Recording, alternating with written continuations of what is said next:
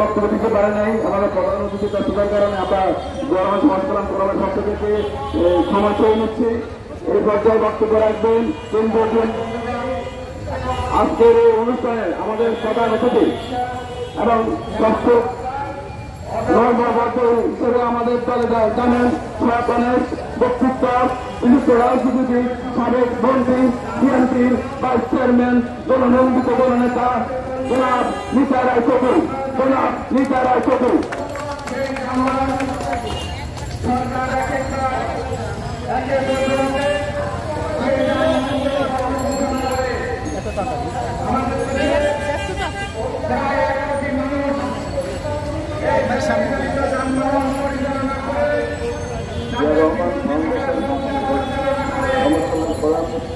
আয়োজিত আজকে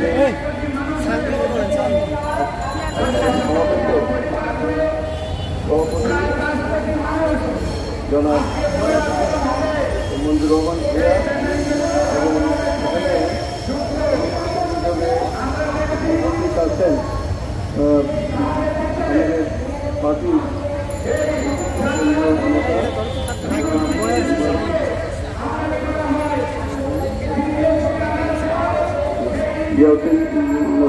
নতুন সাহেব এবং অন্যান্য নেতৃবৃন্দ ভাই, আমি প্রথমেই দুঃখিত যে আমার অত্যন্ত জরুরি কাজে পথে আমাকে এখনই চলে যেতে হবে, বিদায় আমি একটু আগে বক্তব্য দিয়ে আমি চলে যাই। অনুষ্ঠানে আমাদের বিশেষ করছে যে আমাদের বিএনপির চেয়ারপারসন এবং বাংলাদেশের তথা বর্তমান সমকালীন পৃথিবীর গণতান্ত্রিক আন্দোলন সংগ্রামের সবচেয়ে নির্যাতিত নিপীড়িত যে নেত্রী তিনি হচ্ছেন বেগম খালেদা জিয়া। তিনি আজকে দীর্ঘদিন যাবৎ তিনি একটি চক্রান্তের মাধ্যমে একটি ভুয়া মিথ্যা মামলায় তাকে আটকে রাখা হয়েছে। তিনি জনসমক্ষে বেরোতে পারেন না, তিনি কোনো রাজনৈতিক কর্মকাণ্ডের কথা বলতে পারবেন না এবং তাকে বাসায় গৃহবন্দী অবস্থায় তিনি আছেন, কোনো লোকের সেখানে দেখা করেন এমন কোনো সুযোগ নাই।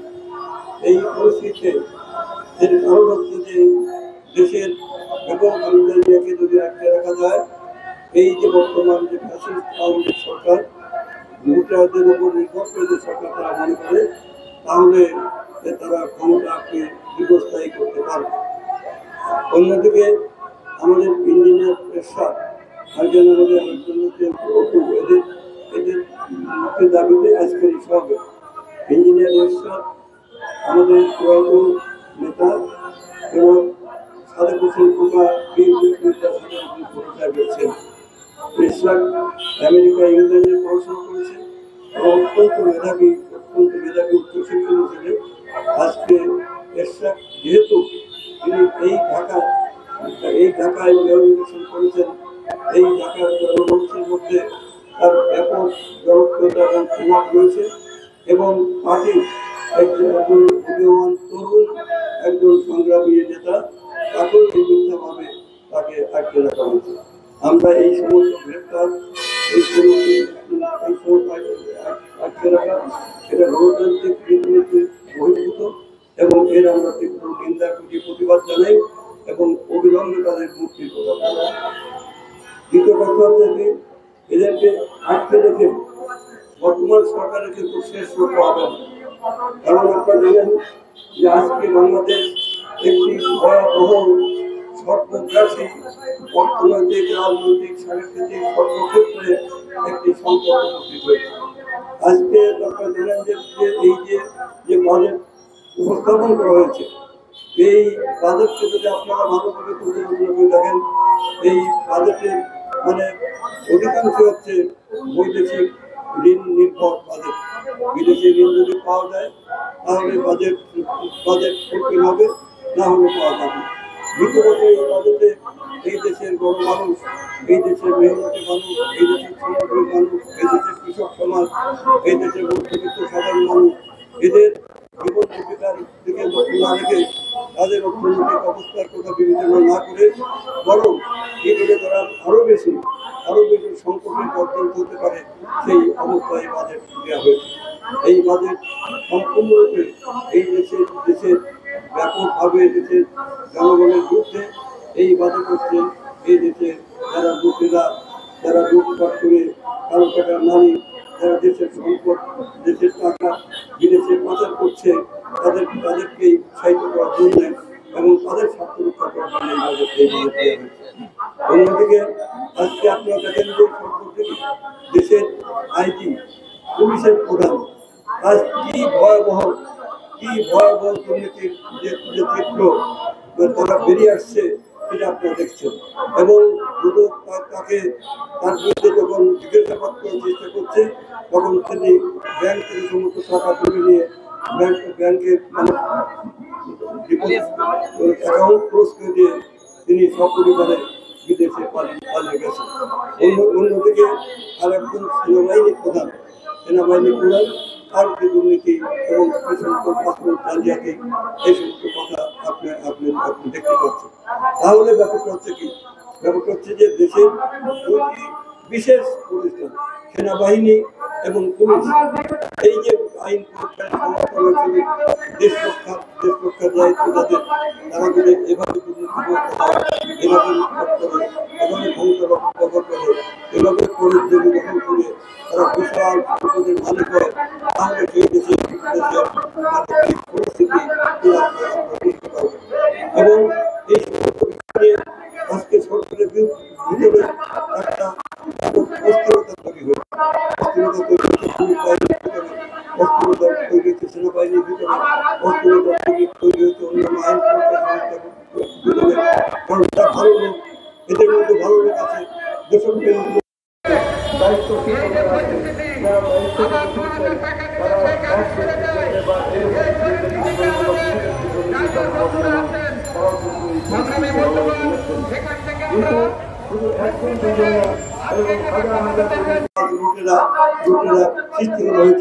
লুটেরা বাদ দিলে এই দলের কোনো লোক আর নাই। লুটেরা লুটপাটকারী তারাই হচ্ছে আওয়ামী লীগ। আমি মনে করি আজকে যে গত নির্বাচন, তার আগে 18 সালের নির্বাচন, তার আগে 15 সালে, তার আগে 2018 সালে, এই দীর্ঘদিন যতদিন শেখ হাসিনা ক্ষমতা আছে এক অনির্বাচিত ভোট হয় নাই, জনগণের কোনো মূল্য নাই। অতএব এই অবৈধ জোর করে ক্ষমতা আঁকড়ে বসে থাকা বিদেশের কর্মীদের পর্যবেক্ষণকারী এই যে সরকার, এই সরকার যদি ক্ষমতা থাকে তাহলে এই দেশ অর্থনাশের শেষ প্রান্তে এসে একটি অটোলান্টিক সমুদ্রের মাঝে ধাপে ধাপে এটা নিমজ্জিত হয়ে যাবে। তাই আজকে এই দেশের সংগ্রামী সচেতন মানুষ, এই দেশের কৃষক শ্রমিক, এই দেশের মেহনতি মানুষ, এই দেশের সমস্ত স্তরের মানুষ তাদের সমাজে এই অন্যায়ের বিরুদ্ধে বিদ্রোহ করার অন্যায়ের বিরুদ্ধে বিদ্রোহ সর্বত অন্যায় যেখানে অন্যায় সেখানে প্রতিবাদ করা এই প্রতিবাদ কাজ দিয়ে এই অবৈধ এই দুর্বল ঘুরে ধরা এই জাতি যত স্বার্থ বিরোধী গণবিরোধী সরকারের পতনই হবে উদ্দেশ্য। ঠিক তার পতন হলে আজকে যে মিথ্যা মামলা দিয়ে লক্ষ লক্ষ মোকদ্দমা দিয়ে যেসব জনগণকে গণতান্ত্রিক আন্দোলনের কর্মী লড়াকু সৈনিকদের যেভাবে তাদের আটকে রাখা হয়েছে, যেভাবে মিথ্যে মামলা দেওয়া হচ্ছে এবং মিথ্যে মামলার সহযোগিতা করছেন আইন প্রয়োগকারী সংস্থা এবং বিচার বিভাগের যে অংশ, তারাও এদেশের জনগণের বিরুদ্ধে দাঁড়িয়ে এই কাজটা করছে। আমি মনে করি এই সরকারের পতনের জন্যই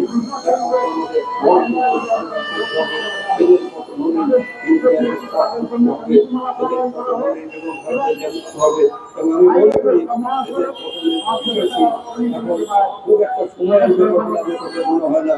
কারণ যত রাত যদি গভীর হয় প্রভাব তত বিপদ হয়। আজকে এদের অন্যায়, এদের অত্যাচার, এদের নিপীড়ন, এদের গুণক্ষণ এমন পর্যায়ে চলে গেছে যে এরা ক্ষমতা থাকার সমস্ত অধিকার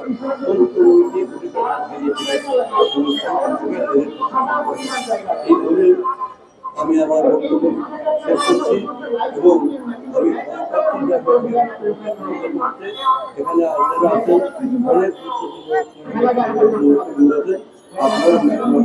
প্রোগ্রামটা কন্টিনিউ ধন্যবাদ প্রধান অতিথিকে। আমাদের প্রোগ্রাম চলবে, আমরা আমাদের প্রধান অতিথি ওনার গুরুত্বপূর্ণ কাজ আছে, সেজন্য আমরা ওনাকে মাঝপথে বক্তব্য দিতে বাধ্য হয়েছি।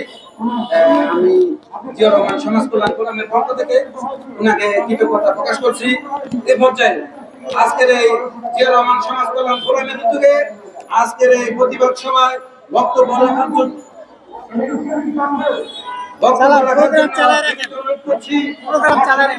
কেন্দ্রীয় কমিটির সদস্য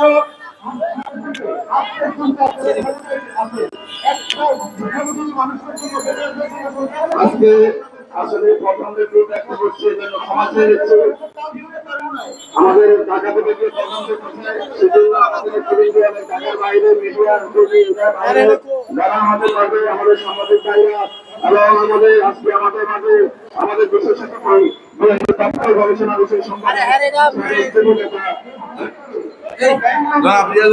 ভাই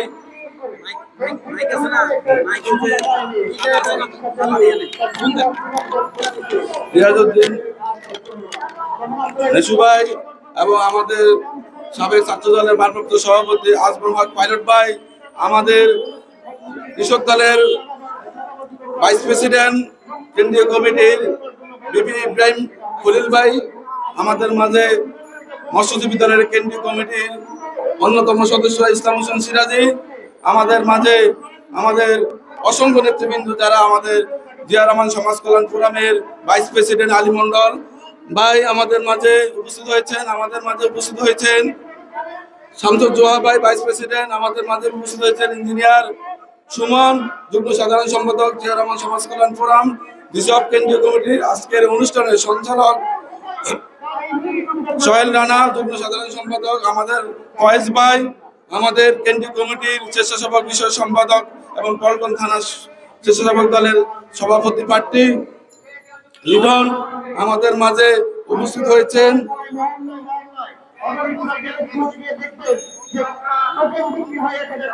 আমাদের মাঝে বংশাল থানার স্বেচ্ছাসেবক দলের সাধারণ সম্পাদক মামুন ভাই সহ অসংখ্য নেতৃবৃন্দ, আমাদের জিয়া রহমান সমাজ কল্যাণ ফোরামের যুব বিষয় সম্পাদক বরকত পাটোয়ারি, আমাদের মাঝে আছে জাফর আদাওয়ান এবং আমার প্রাণ প্রিয় সংগঠনের নেতৃবৃন্দ, অসংখ্য নেতৃবৃন্দ এবং বিভিন্ন রাজনৈতিক নেতৃবৃন্দ ও আমার সামনে সাংবাদিক ভাই ও বোনেরা।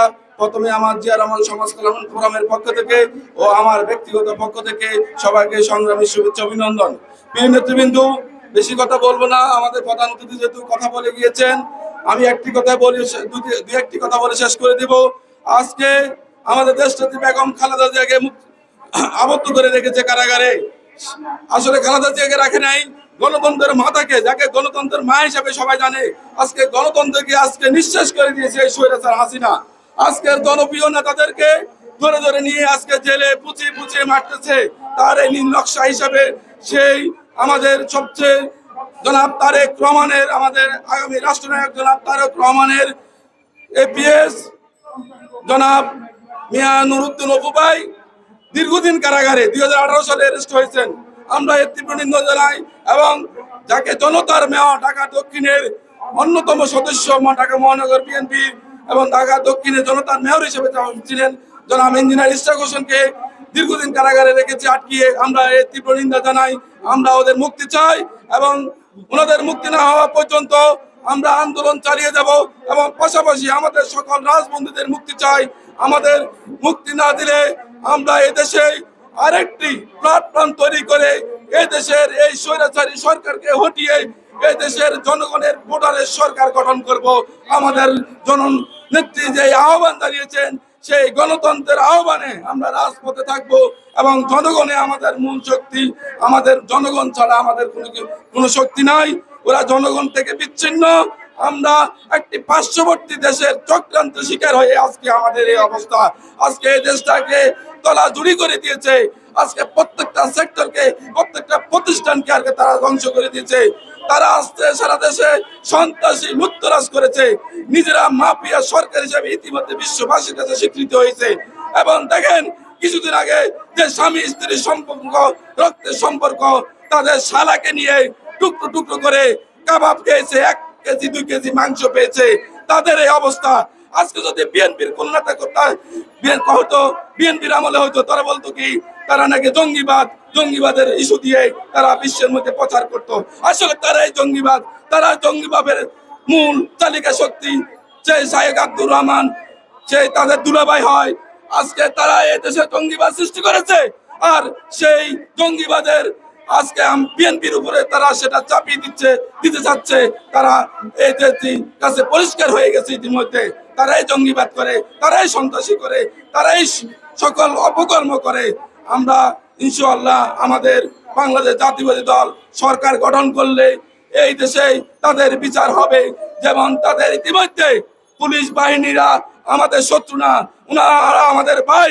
আপনারা একটি কথা স্বীকার করবেন, যেটি ইতিমধ্যে আপনারা প্রমাণ পেয়েছেন, সেটি হলো বেনজির আহমেদ, যে কুখ্যাত সন্ত্রাসী ছিল, বাংলাদেশের অনেক ভাইয়ের মায়ের বুক খালি করেছেন, অনেক মার বুক থেকে খালি করে আজকে কান্না, তারা জর্জরিত, তারা আজকে কি অবস্থা আছে তাদের ছেলে পেয়ে জানি না। আল্লাহ তাদের বিচার ইনশাআল্লাহ আল্লাহ প্রাকৃতিক ভাবে তাদের বিচার করতেছে।